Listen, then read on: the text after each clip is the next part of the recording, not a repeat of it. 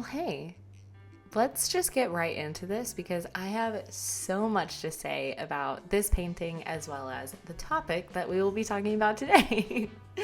So, if you are new here, my name is Leslie, and I like to do these little paint and chit chat with me videos where I show the entire painting process of something that I just finished, and then I just talk about either like random topics that pop into my head, or I will answer some questions, which that's actually what I'm going to be doing today. Fun fact, I've actually never seen Beetlejuice. I've just been avoiding it because I'm afraid like I'm gonna want to like throw up the whole time.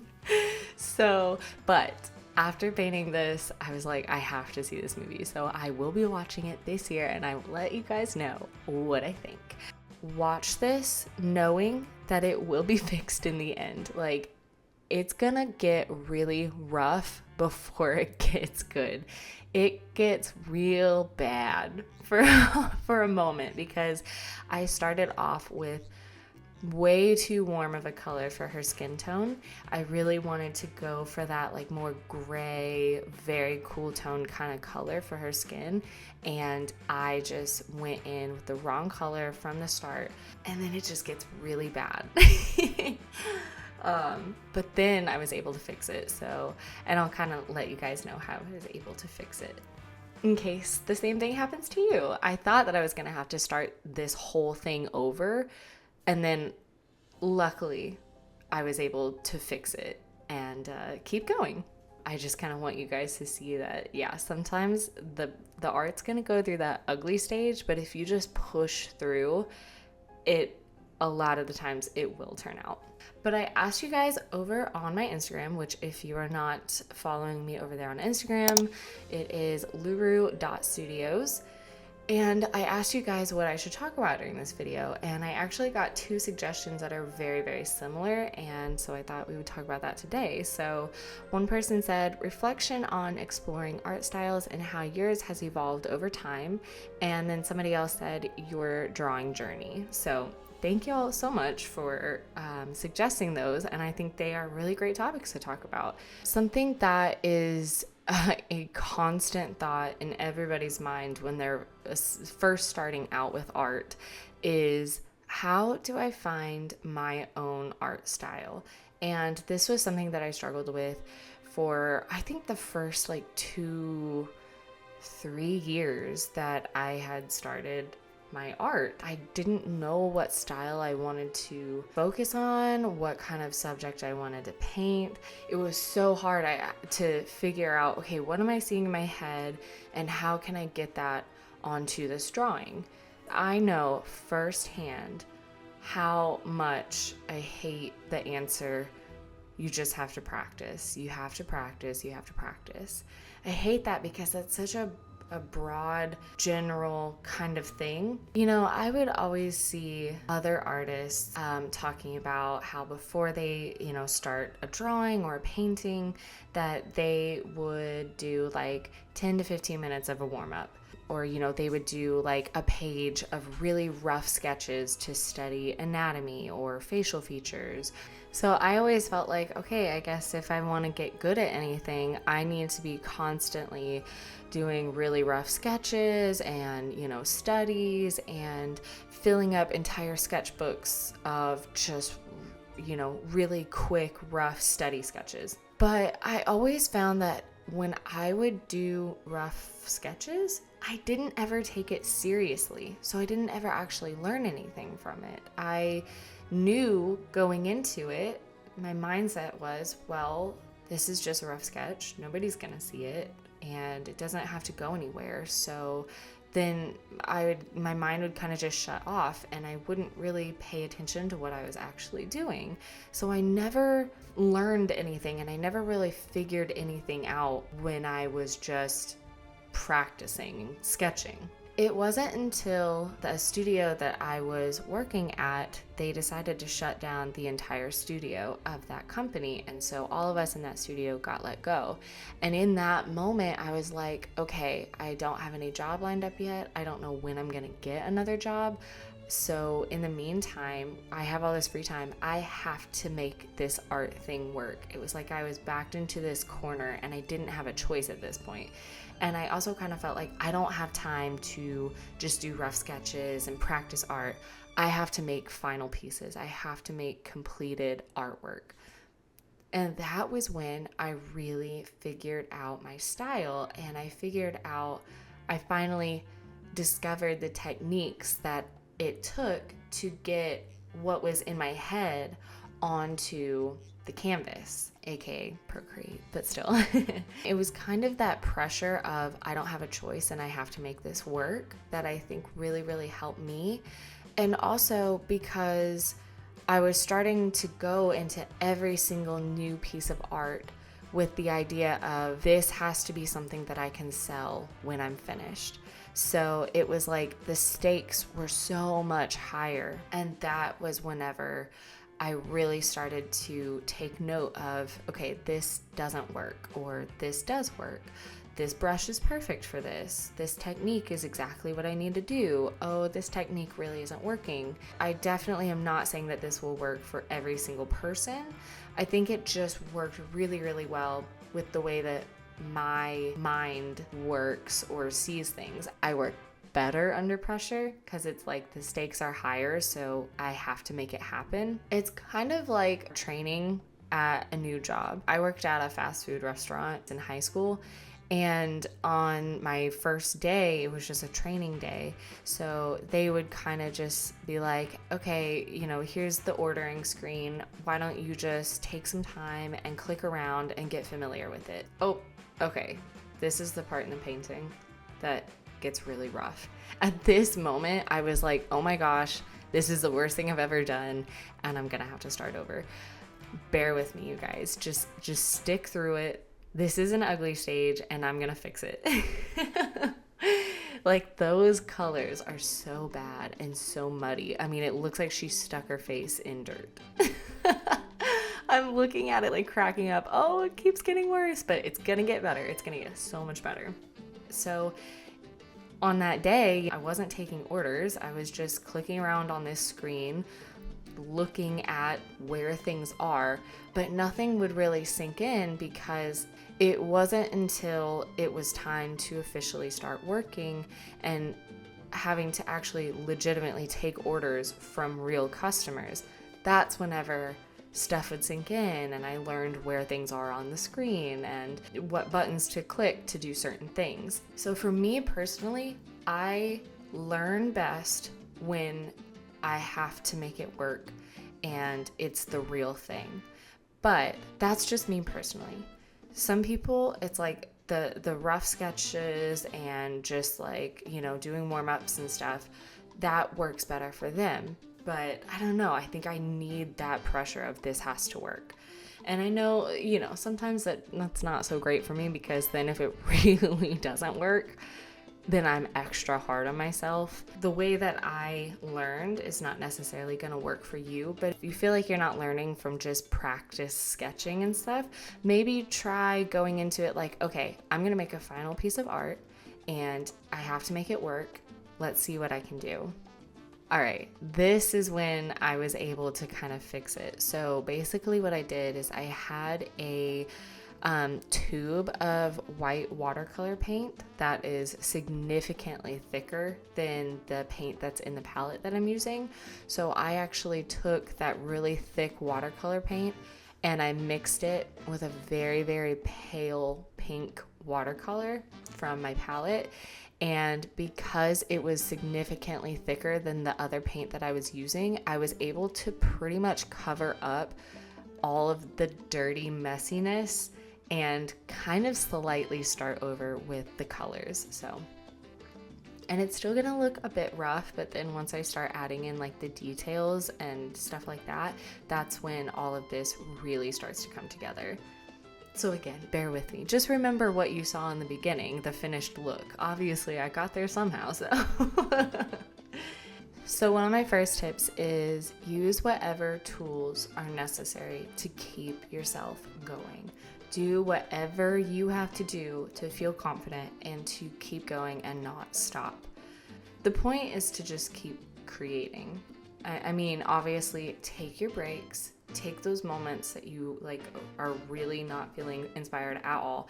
That's gonna happen. Use whatever tools are necessary to keep making art. For me, that was definitely my iPad. When I got my iPad and I no longer had to worry about wasting materials, wasting really good paper that I spent money on, wasting paint that, again, I spent good money on. I made so much more art and really started learning so much more about my style and what I liked to draw and how to draw things when I got my iPad.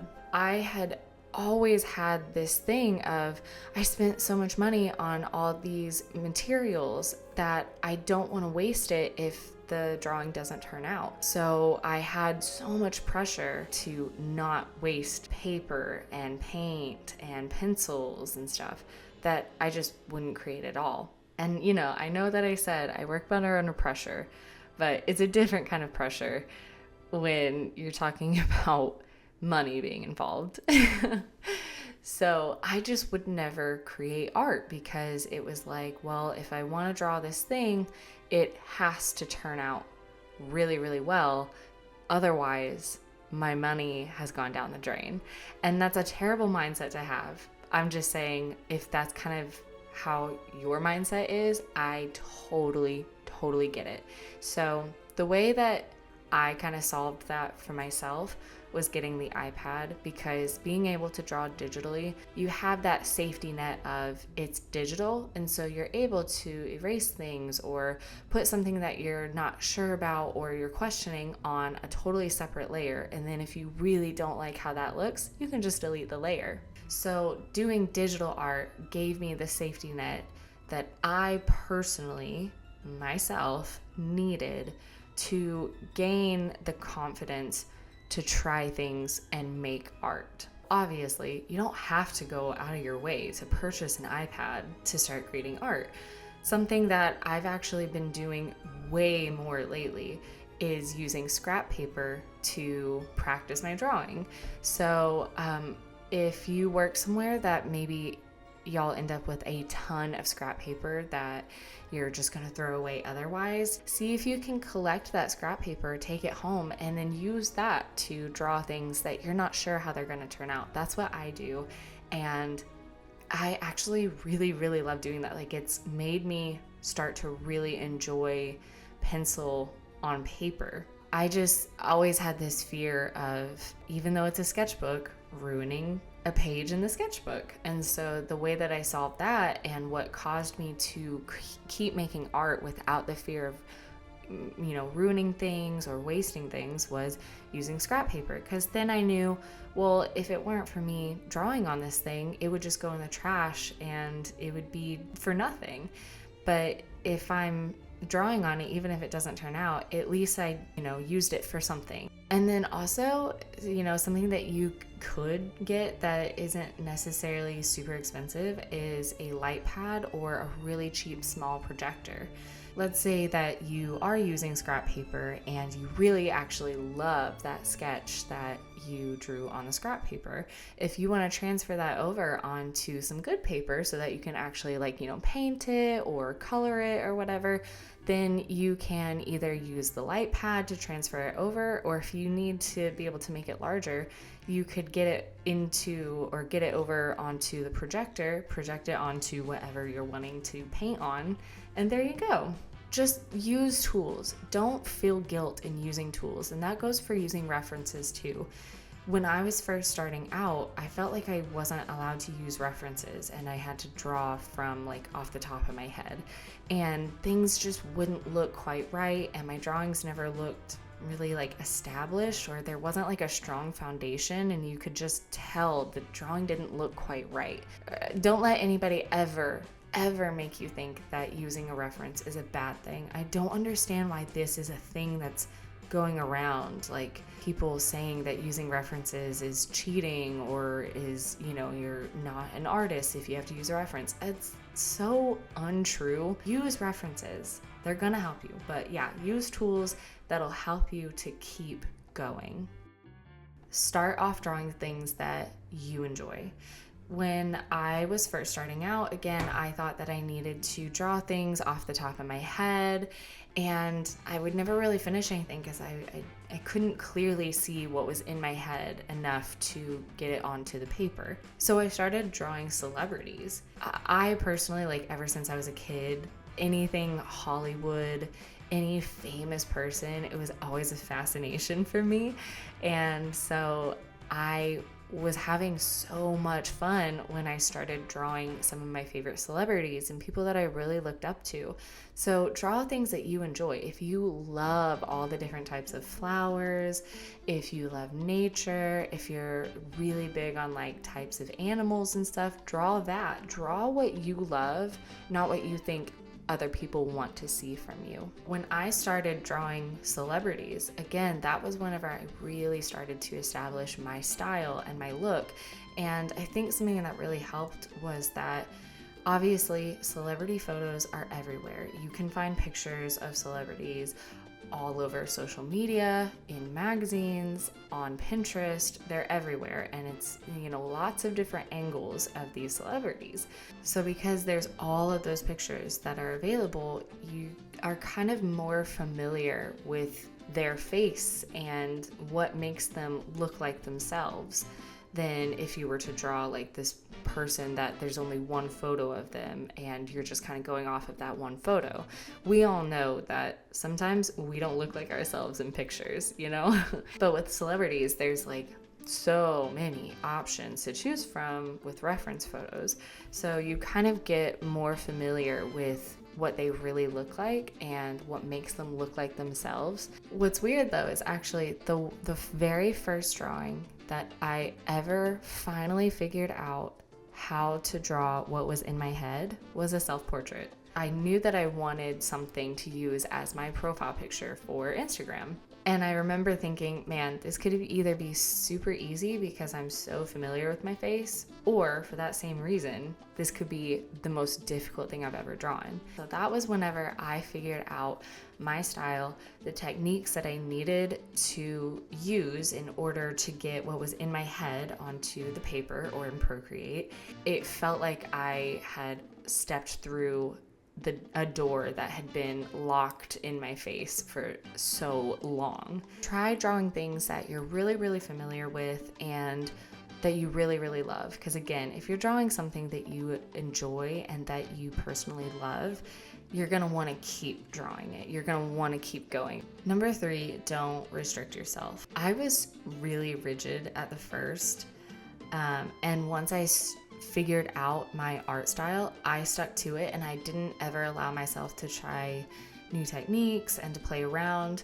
I didn't have a ton of time, so it was like, well, everything that I create, it needs to be a finished piece. I don't have time to try new things, so I just need to do what I know works. And I think it was also a weird thing of, I thought, if I do try something else and I do try something new, then I'll forget how to do it the way that has been working all this time. It was like I still felt like I was walking on eggshells with my art. It was like I was drawing on eggshells. So I just really restricted myself on what I allowed myself to do with my art and things that I allowed myself to try. When I was drawing celebrities, it was like it had to look exactly like that person. If it didn't look exactly like that celebrity, it wasn't good enough for me. And as you can see with this drawing, you know who that is. You know that is Lydia Dietz. You know the hair. You know the outfit. You get the style. The style, you can kind of assume what it is. But I wouldn't say that looks exactly like Winona Ryder in Beetlejuice. It wasn't until this year that I started to understand it wasn't about it looking exactly like them, having the exact same eyes, the exact same nose. It was more so getting the idea of the person and kind of capturing like their essence in the drawing. And that has made me enjoy my art so much more and has also really, really helped me establish my style way more. because now I'm not focusing on, does their eye tilt at the same exact angle that, the real person's does. I'm not focusing on that. I'm focusing on, what's the feeling that I get from this person, or like, what's the iconic thing about this person? Is it a way that they do their makeup? Is it something that they wear, their hairstyle? And then putting that into the picture. But then everything else I'm kind of just freely doing, and I'm just kind of capturing in general what that person looks like, or that character, how to portray that character. I'm not being so particular, but still capturing the elements that everybody will be able to catch, like, oh yes, I know who that is. I know that character because it's the iconic hairdo, or I know that outfit from that movie. Starting off drawing celebrities really, really helped me to learn my style, and it helped me to figure out, like, honestly, how anatomy works and how faces work and how shadows and lighting works.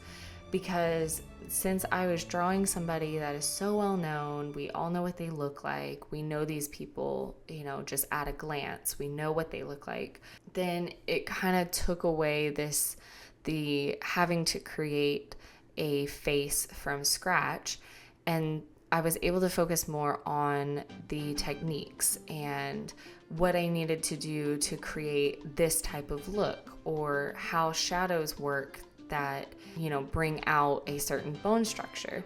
So instead of having to focus on, okay, what do I want this person to look like and what kind of person am I drawing, it was more, okay, I'm drawing this person, now how do I make it look like them?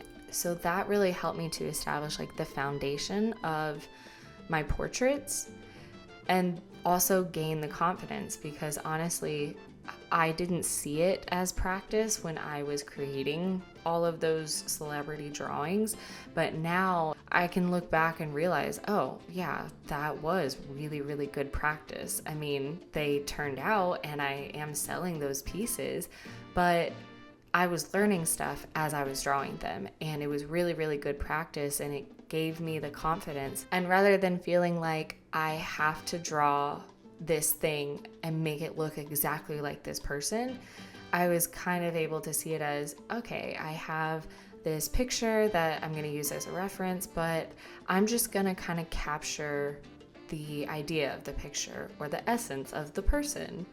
I definitely did not have the confidence in the beginning to do any kind of traditional art, and I really stuck to digital art for so long because, again, I did have the options to, fix things or to erase something that I didn't like or delete something that I didn't like.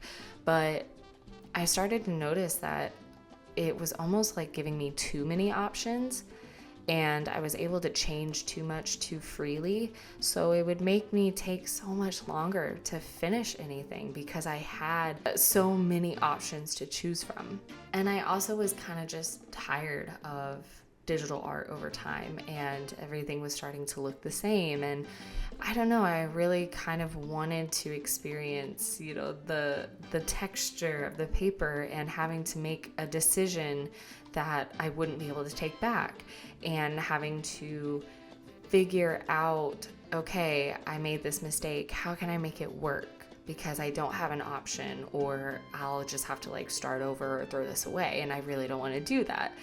So the digital art really, really gave me the confidence to be able to start making traditional art again. And I think, again, if you're like me and you don't want to waste your good material, try drawing on scrap paper so that you don't feel like you're wasting material. If it doesn't turn out, you'll feel like, okay, I don't feel guilty throwing this away because I've used the paper well. You know what I mean? I never thought that I would have said that I prefer another type of art over digital art because I've loved digital art for so long. But I really, really enjoy watercolor now. And I don't think I ever would have enjoyed watercolor if it hadn't been for, digital art at the first. Also for me personally, I don't think that there was ever a time when I started making art that I saw it as solely a hobby. Even before I had started drawing anything, I had the mindset of, I want this to become something. I want this to be a business, or I want to be known for this. Like, I never really saw it as just simply a thing to do to relax. I wanted it to be something, and I wanted it to work, and I wanted to make it happen. Which, yeah, that comes with bad pressure as well. In the beginning, it can be really hard because you're still learning, and if you go into it like, you know, this has to become something, then it's almost like you're way too hard on yourself when you're in the learning process. But now looking back, I am actually really glad that I did see it as, I have to turn this into something, and I have to make this a bigger thing than just a hobby that I do every now and then. That was what really fueled the fire for me. Today is a weird day. I feel like I have so much going on in my mind, and I can't find words for it, and I can't like hang on to just a single thought. It's like I've got 20 thoughts happening at once in my head, and I am so scattered. So I really, really hope that this video made sense, that it was helpful to someone out there. I think it's just so important to me that you all feel, you know, confident enough to keep going and making art, because it's always going to be needed. And I know from my own personal experience what it feels like to give up on things and feel like you're not good enough, so you quit, or being really, really hard on yourself and thinking you have to be, you know, a master at something from the start, and then if you're not, it's like really, really discouraging. Because I had quit so many times in the past before finally just pushing through, it makes me so sad seeing other people do that as well. And I just want to make sure that other people don't quit, you know, for good. I want people to always come back to it and just know, like, you are good enough. Yeah, just believe in yourself. Y'all, I'm so scattered. Okay, I'm gonna see if there is anything usable from this chit chat. And yeah, whatever you do, don't stop. Yes, take breaks when you need them, but try your best to always come back to it, because the world needs what you can bring to it. The world needs what you can offer, and you are creative and you can do it. I promise. So, as always, don't forget to subscribe, comment in this video if you want to, you know, chat it up in the comments, like this video, hit the bell button. I do videos like this as well as like studio vlogs that I post every now and then. And until then, I will see you guys in the next video. Bye. Love ya.